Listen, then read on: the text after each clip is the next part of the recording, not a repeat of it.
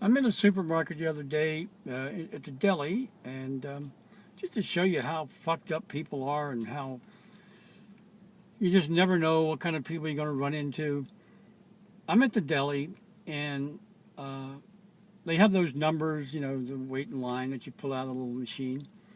And a lady walks up next to me. She's probably 30, 35, and she doesn't take a number. So I very politely say, Miss, you need to, take a number. I was trying to be a nice guy. And one deli clerk comes over and takes my order. And then another deli clerk walks over to, where she's standing and takes her order. And she orders head cheese. Now, I'd never heard of head cheese before. I don't know what head cheese is. So I saw the deli clerk take the head cheese out of the counter to slice it for this lady, and I wasn't even looking at the lady. I was looking at the clerk, and I said, "Oh, is that head cheese?" And he said, "Yeah." And I just said right to the clerk, looking straight in his eye, I said, "Oh, it's gross looking." Well, this lady who's standing like 3 feet from me, she goes, "How dare you call head cheese gross? My grandmother loves head cheese.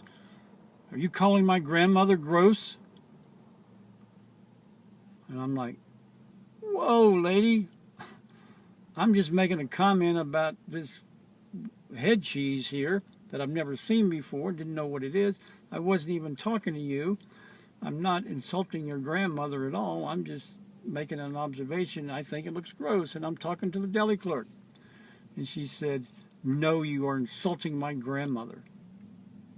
And I went, and that's when I kind of lost, and I said, "Lady, chill out," because she was getting, she was raising her voice, and I'm like, "Lady, I couldn't care less about your grandmother or what she likes or doesn't like.